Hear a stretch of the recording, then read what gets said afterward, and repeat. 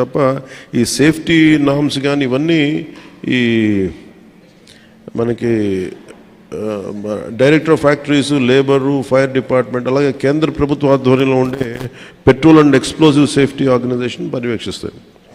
ప్రత్యేకించి ఈ Essentia advance science private limited ఇది రెండు నేను మాట్లాడితే నేను వాళ్ళకి తెలియజేసింది ఏంటంటే, ఇద్దరు ఓనర్స్ ఉన్నారు, ఒకళ్ళు హైదరాబాద్లో ఉన్నారు అండ్ ఇప్పుడున్న అతనికి మాకు సంబంధం లేదని చెప్పి ఒక కమ్యూనికేషన్ గ్యాప్ వాళ్ళిద్దరి మధ్య గొడవ ఉంది. దానివల్ల ఆ సేఫ్టీ నార్మ్స్ తీసుకోవడానికి బాధ్యత లేని నాయకులు అంటే లీడర్షిప్ ఉండటం వల్ల, ఓనర్షిప్ ఉండటం వల్ల వాళ్ళందరూ ఇలాగ చేశారు. అందుకని ఈ ఒక ఫ్లోర్ నుంచి ఇంకో ఫ్లోర్కి వెళ్ళే దాంట్లో అయితే ఇంకా నాకు తెలిసి వాళ్ళు అంటాం సెకండ్ ఫ్లోర్ నుంచి గ్రౌండ్ ఫ్లోర్కి వచ్చే సాల్వెంట్ ఫస్ట్ ఫ్లోర్లో కొంచెం లీక్ అయ్యి ఆ కరెంటు బోర్డ్స్ ఉంటే వాటికి అయ్యి వేపర్లాగా ఏర్పడి పేలిపోయింది. దాదాపు ప్రమాదంలోనే ఒక 7-8 మంది చనిపోయారు. చాలా దారుణంగా ఉంది, గుర్తుపట్టలేని పరిస్థితులు అని చెప్పారు. నేను ప్రాబ్లం ఏమవుతుందంటే, నేను సేఫ్టీ ఆడిట్ చేయమని చాలా వచ్చిన రోజు నుంచి నేను అందరిని అడుగుతా ఉన్నాను. ఒక ఇష్యూ ఏముందంటే, సేఫ్టీ ఆడిట్ అంటే ఈ యజమానులు భయపడిపోయే స్థాయికి వెళ్ళిపోయారు. వాళ్ళని కొంత ఎడ్యుకేట్ చేయాల్సిన అవసరం ఉంది.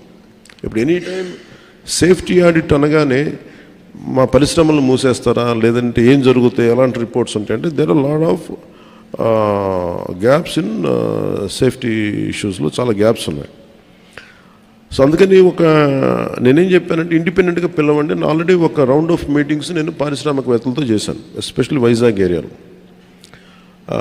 హిందుస్థాన్ మన షిప్పింగ్ యార్డ్ వాళ్ళతో కూర్చోబెట్టి నేనేం చెప్పానంటే, మీరు ఎన్ని చర్యలు తీసుకుంటారు పనిచేసే వాళ్ళకి కానీ పొల్యూషన్ కంట్రోల్ నామ్స్కి సంబంధించి మీరు ఎలాంటి చర్యలు తీసుకుంటున్నారు మాకు వివరించండి అంటే, మేము వాళ్ళు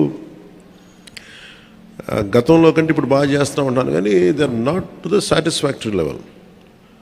ఇప్పుడు ఒకేసారి మనం ఈ పొల్యూషన్ ఇవన్నీ మన ఈ నామ్స్ అన్నీ పెడితే ఇండస్ట్రీ షుడ్ కమ్ ఫార్వర్డ్. అంటే ఇది నేను ప్రత్యేకించి నేను చాలా రోజుల నుంచి నేను కోరుకుంటా ఉన్నాను. నేను ప్రత్యేకించి మరీ చెప్తున్నాను. ఇప్పుడు అంటే నేను ఎందుకు కొంత ఒక అడుగు ముందుకేయడానికి నేను ఎందుకు సంకోచిస్తున్నానంటే, ఒకసారి అది ప్రభుత్వానికి ఇబ్బందిగా ఉండకూడదు గబుక్కి నా ఉద్దేశం సేఫ్టీ ఆడిట్, జనాల ప్రాణాలు పోకూడదు, కార్మికుల ప్రాణాలు పోకూడదు అనుకునే పరిస్థితిలో ఉంటాను నేను ఎప్పుడు.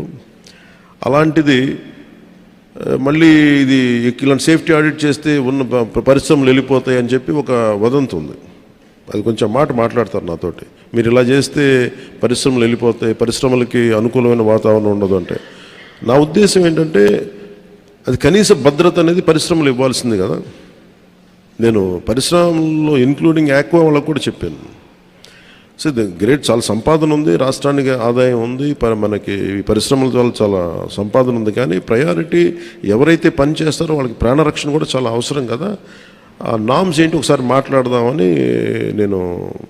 నేను అనుకుంది ఏమంటే, సెప్టెంబర్ మిడ్లో వెళ్దాం అనుకున్నాను. నా విల్ మేక్ ఇట్ సెప్టెంబర్ ఈ మంత్ ఎండింగ్లోనే నేనే వెళ్ళి కూర్చుంటే ఒక మీటింగ్ చేస్తాను ప్రత్యేకించి వైజాగ్ పొల్యూషన్ కానీ వైజాగ్లో ఉండే చుట్టుపక్కల పరిశ్రమలో ఉండే సేఫ్టీ నామ్స్, వీటి మీద నిరంతరం ఇది ఒక ప్రాక్టీస్ అయిపోయింది. ప్రతి 2 వారాలకు 3 వారాలకు మైనర్ ఇన్సిడెంట్, మేజర్ ఇన్సిడెంట్ జరుగుతూ ఉంది.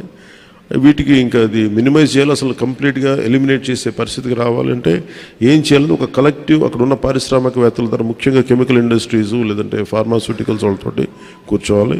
అలాగే ఫార్మాస్యూటికల్ ఇండస్ట్రీస్ కూడా ఎఫ్లూయెంట్స్ 2 కిలోమీటర్ల లోపలికి వదిలేస్తూ ఉంటున్నారు, కానీ దానిలో కూడా